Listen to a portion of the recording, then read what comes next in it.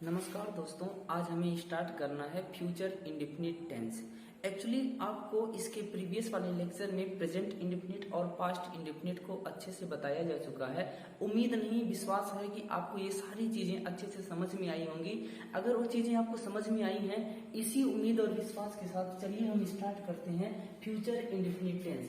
सबसे पहले जानना ये जरूरी है कि फ्यूचर इंडेफिनिट टेंस में किस हेल्पिंग वर्ब का यूज किया जाता है। ठीक है, तो जैसा कि हमें पता है फ्यूचर होने की वजह से ठीक इसमें हमें मॉडल ऑक्सिलरी वर्ब का यूज करना पड़ेगा। तो फ्यूचर इंडेफिनिट टेंस में अपन विल या शेल का यूज करते हैं। ठीक है, तो विल और शेल का यूज के बाद, चूंकि ये मॉडल ऑक्सिलरी है, इसके बाद base form of verb use करना पड़ेगा। इसीलिए अपन क्या करते हैं, मेन वर्ब के फर्स्ट फॉर्म का यूज करते हैं। ठीक है, तो स्ट्रक्चर अगर हमें इसका लिखना हो तो हमें पता है विल और शेल के बाद फर्स्ट फॉर्म आएगा और इसके बाद ऑब्जेक्ट आ जाएगा और इसके पहले सब्जेक्ट आ जाएगा। सिंपल सी बात है। ठीक है, अब जानना ये जरूरी है कि कहाँ पे विल का यूज किया जाता है और कहाँ पे शेल का यूज किया जाता है। चलिए समझते हैं। देखिए, आपके पास जो भी फ्यूचर एक्शन होंगे दो टाइप के हो सकते हैं। एक तो नॉन फिक्स्ड हो सकता है जिसको लेके आप श्योर नहीं रहते हैं, और एक ऐसा एक्शन जो फिक्स्ड होगा जिसको लेकर आप डिटरमाइंड होंगे, श्योर होंगे। समझ में आएगी नहीं? ठीक है, तो चलिए समझते हैं नॉन फिक्स्ड एक्शन में कौन कौन से आएंगे। ठीक है, नॉन फिक्स्ड एक्शन। तो देखिए, नॉन फिक्स्ड एक्शन में सेल के साथ क्या चीज यूज किया जाएगा, आई और वी यूज किया जाएगा, और विल के साथ किसका यूज किया जाएगा, अदर सब्जेक्ट। इसके अलावा जितने भी सब्जेक्ट बचेंगे, ठीक है, किसके साथ यूज किया जाएगा, विल के साथ यूज किया जाएगा। ठीक, अदर सब्जेक्ट में क्या हो जाएंगे, जैसे हमारे पास एक सब्जेक्ट आई है, वी है, और इसके अलावा कौन से सब्जेक्ट बचेंगे, जैसे यू बच जाएगा, ही हो जाएगा, सी हो जाएगा, इट हो जाएगा, दे हो जाएगा, इसके बाद किसी का नाम हो गया। तो इसके बाद हम किसका यूज करेंगे, यू, ही, सी, इट, दे, और किसी के नाम के बाद हम किसका यूज किया करेंगे, विल का यूज करेंगे। कब ऐसा करेंगे, जब कोई भी एक्शन नॉन फिक्स्ड हो। जैसे कौन से एक्शन नॉन फिक्स्ड हो सकते हैं, पहली चीज क्या हो सकता है, इंटेंशन। इंटेंशन जिसमें आप किसी चीज को लेकर आप इरादा करें, इच्छा करें, इरादा करें या फिर इच्छा करें। जैसे मोहन विल या सेल बाय अ कार। ठीक है, आई विल या cell purchase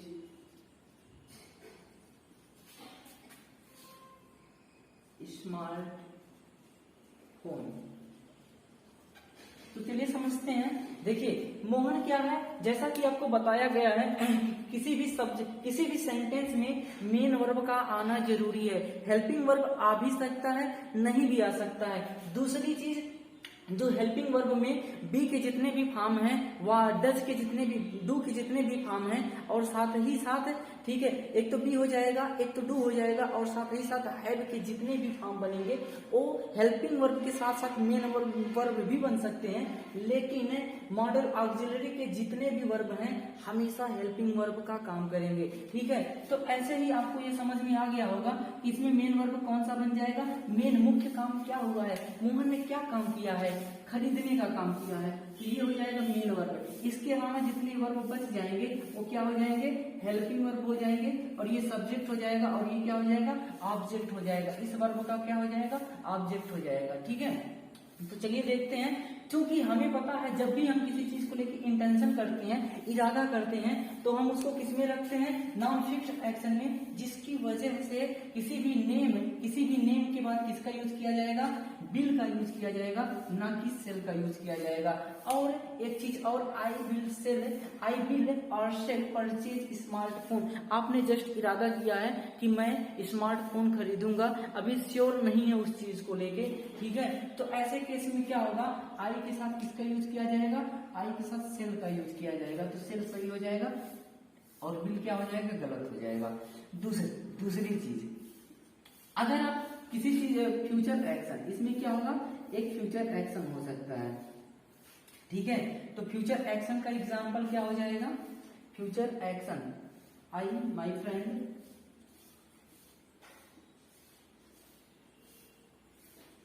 will or shall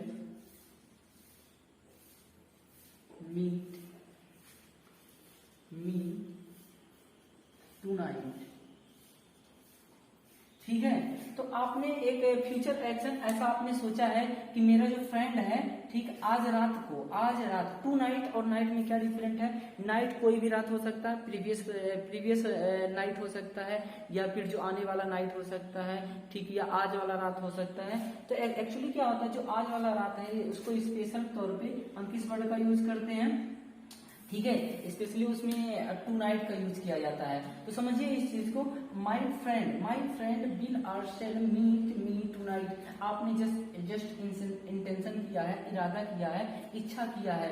तो इस सब्जेक्ट, जो माय फ्रेंड एक सब्जेक्ट है, ठीक, इस सब्जेक्ट मतलब माय फ्रेंड किस में आ जाएगा, आई और वी में तो आएगा नहीं, जाहिर सी बात अदर सब्जेक्ट में नेम में आ जाएगा। और इसके बाद हम किसका यूज करेंगे, विल का यूज करेंगे। तो यहाँ पे सेल क्या हो जाएगा, गलत हो जाएगा, इसको नोट कर लीजिए।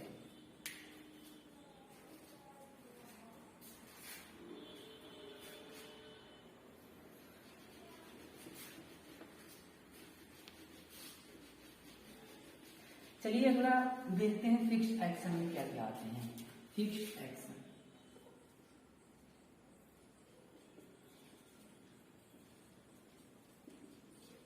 ठीक है, तो फिक्स्ड एक्शन में क्या केस होगा, ठीक, सेल किसके साथ यूज किया जाएगा, अदर सब्जेक्ट के साथ, जस्ट उल्टा।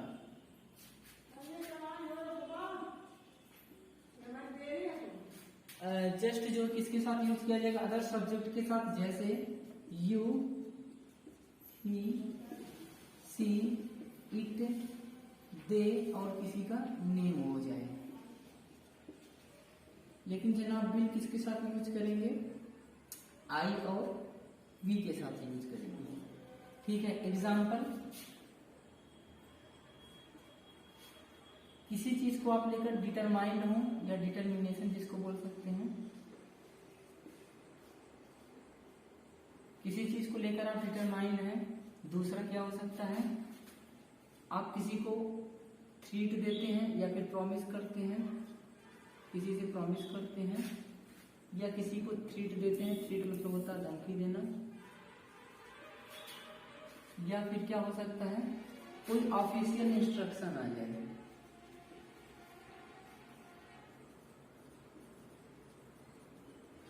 कोई ऑफिशियल इंस्ट्रक्शन आ जाए, उस केस में भी किसका यूज किया जाएगा, ठीक है, फिक्स्ड एक्शन के रूप में देखा जाएगा।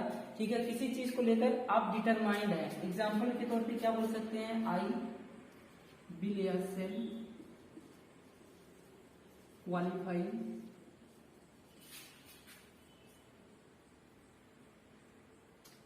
एसएससी एग्जाम या सीजीएल एग्जाम।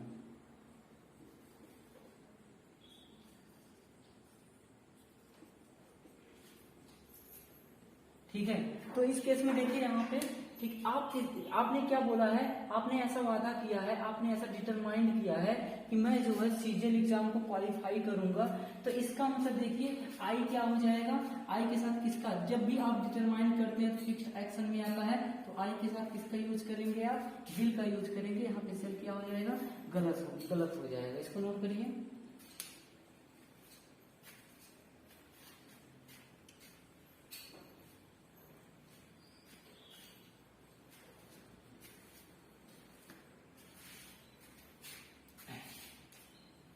चलिए आगे देखते हैं। अगर किसी से आप प्रॉमिस करते हैं, प्रॉमिस में क्या हो जाएगा, Mohan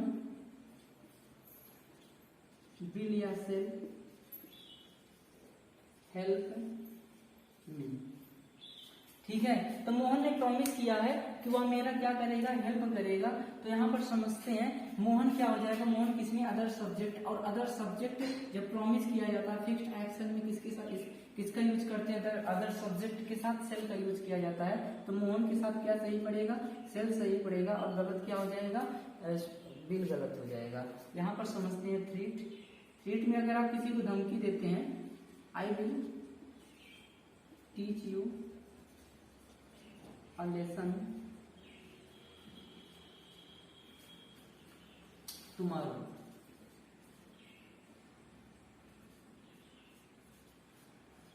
teach you a lesson tomorrow, नहीं बोलता है कि मैं तुझे एक सबक सिखाऊंगा।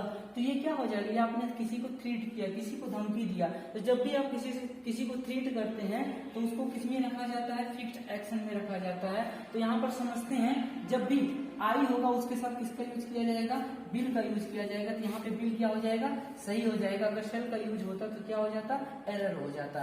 तो आगे देखते हैं ऑफिशियल इंस्ट्रक्शन, जैसे दी अथॉरिटी बिल या cell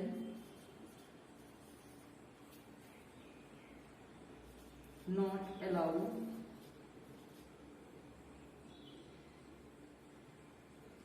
bill or shall not allow the calculator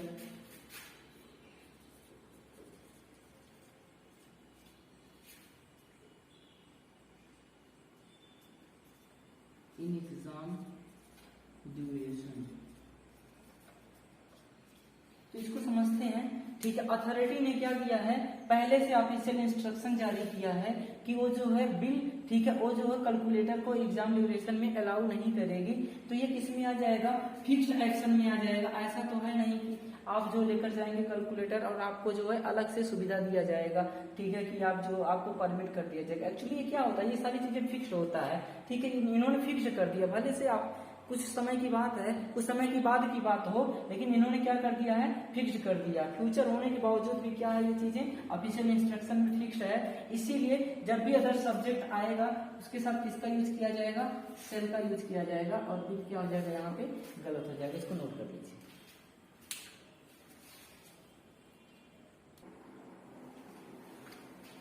देखिए दोस्तों, फ्यूचर इंडेफिनिट टेंस में सेंटेंस कितने टाइप्स के बन सकते हैं।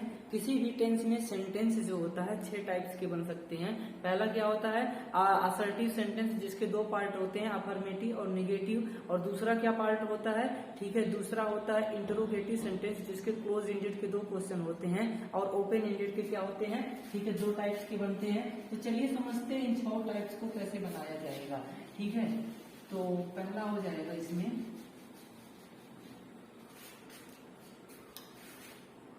Rohit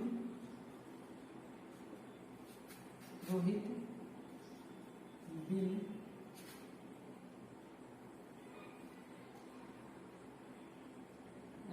Rohit bill go to temple, Rohit will go to school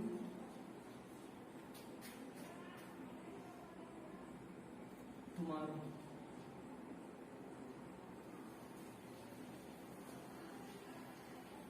ठीक है, तो देखिए एक्चुअली क्या है, इसमें यहाँ पे हेल्पिंग वर्ब है और ये क्या हो जाएगा, मेन वर्ब हो जाएगा। यहाँ पे हेल्पिंग वर्ब, जब भी फ्यूचर की बात किया जाएगा उसके साथ किसका हेल्पिंग वर्ब का यूज किया जाएगा, बिल या सेल का यूज किया जाएगा, ठीक है।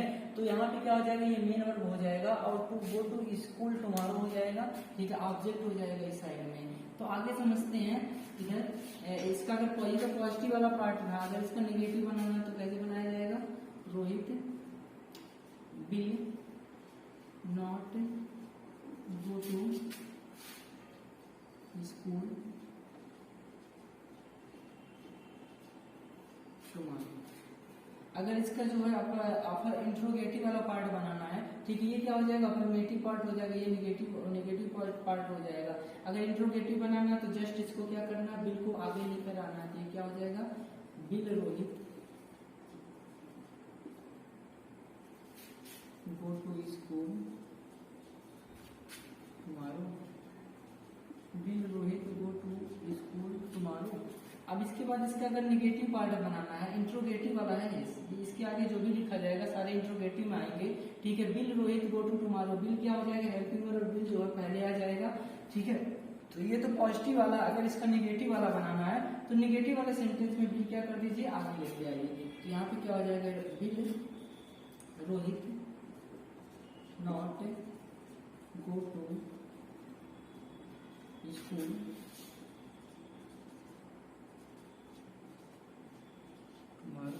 ठीक है। आगे समझते हैं, ठीक है। अगर इसमें क्या करना है, अगर इसमें क्लोज इंडेड, देखिए ये क्या हो जाएगा, ये क्लोज इंडेड सेंटेंस है, ये सारी चीजें मैं डिटेल में बताया हूँ, इसलिए इसको बहुत ज्यादा एक्सप्लेन नहीं करूंगा। ये क्लोज एंडेड में हो जाएंगे दोनों सेंटेंस, एक पॉजिटिव वाला एक नेगेटिव वाला। इसके बाद अपन क्या करना है, अपने को ओपन एंडेड में लिखना है। ओपन एंडेड और क्लोज एंडेड में क्या अंतर होता है? ओपन एंडेड में सिर्फ हेल्पिंग वर्ब का यूज किया जाता है आगे लाके, ठीक है, लेकिन क्लोज एंडेड में हेल्पिंग वर्ब का यूज किया जाता है, लेकिन ओपन एंडेड में हम क्वेश्चन वर्ड का भी यूज करते हैं। क्वेश्चन वर्ड क्या होते हैं? जैसे why, what, how, when, where, yes, which, ये सारे क्या होते हैं? ठीक है, ये सारे क्या होते हैं? ओपन एंडेड क्वेश्चन में रखा जाता है। ठीक है, ओपन एंडेड क्वेश्चन और क्लोज एंडेड में क्या अंतर होता है, ये सारे डिटेल में मैं पहले लेक्चर में बताया हूँ। तो समझिए, अगर हम क्या करते हैं, इससे पूछना चाहते हैं कि मोहन जो है, रोहित जो है स्कूल कल क्यों जाएगा, अगर ये हमें प्रश्न करना है तो इसके बाद क्या लगाएंगे, यहाँ पे सबसे पहले वाई लगाएंगे और ये सारी चीजों को उतार दिया जाएगा। मतलब क्वेश्चन वर्ड को जस्ट हेल्पिंग वर्ड के पहले लाते हैं और बाकी सेंटेंसेस को क्या करते हैं, उतार देते हैं। तो क्या हो जाएगा sentence, why will Rohit go to school tomorrow. अब इसके बाद इसका निगेटिव वाला पार्ट लिखना है, तो क्या हो जाएगा निगेटिव में, why will not Rohit go to school tomorrow. ठीक है, उम्मीद है दोस्तों ये सारी चीजें आपको समझ में आया होगा। देखिए, इसको हम क्या बोलते हैं, ये दोनों सेंटेंस असर्टिव में आ जाते हैं और ये दोनों किस में आ जाते हैं? देखिए, ये दोनों क्या होते हैं, असर्टिव में आते हैं, ये क्लोज एंडेड में आते हैं, ये ओपन एंडेड में आते हैं। इसको असर्टिव बोला जाता है जिसमें से एक अफर्मेटिव होता है, एक निगेटिव होता है, और ये क्लोज एंडेड सेंटेंस है, और ये क्या हो जाएगा, ओपन एंडेड, और ये दोनों मिला के क्या बोला जाता है, इंट्रोगेटिव सेंटेंसेस। इसको मैं डिटेल में बताया हूँ। तो चलिए, अगर मान लीजिए आपको इसका स्ट्रक्चर लिखना है तो आप कैसे लिखेंगे, बोलेंगे सर? सबसे पहले चलिए लिख ही देता हूँ।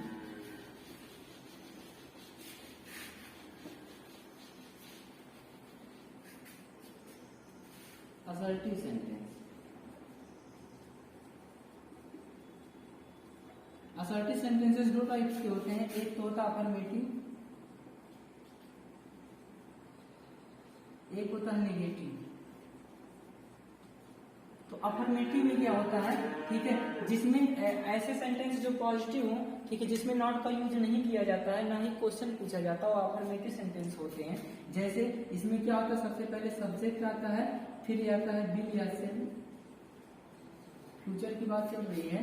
इसके बाद मेन वर्ब का फर्स्ट फॉर्म आ जाएगा, मेन वर्ब का फर्स्ट फॉर्म आ जाएगा। अब इसके बाद क्या आ जाएगा, ऑब्जेक्ट आ जाएगा। ठीक है, आगे समझते हैं। अगर इसका नेगेटिव बनाना है, जैसे पहला सेंटेंस जो भी लिखा था, ठीक, अगर इसका नेगेटिव बनाना है तो यहाँ पे क्या हो जाएगा, पहले सब्जेक्ट आएगा, फिर बिल या सेल आएगा, यहाँ पे नॉट हो जाएगा, फिर मेन वर्ब का फर्स्ट फॉर्म हो जाएगा, फिर यहाँ पे ऑब्जेक्ट हो जाएगा। ये इसका क्या हो जाएगा, नेगेटिव वाला पार्ट। इसको नोट कर लीजिए। चलिए दोस्तों, इसका कुछ एग्जाम्पल देख लिया जाए। ठीक है, तो इसके एग्जाम्पल में क्या हो जाएगा, पहला जो सेंटेंस में लिखा था उसमें जो सबसे पहले सेंटेंस था पहले नंबर पर, तो ये क्या था, अफर्मेटिव था, और दूसरे नंबर पर क्या था, नेगेटिव था। तो अफर्मेटिव में क्या लिखा गया था, रोहित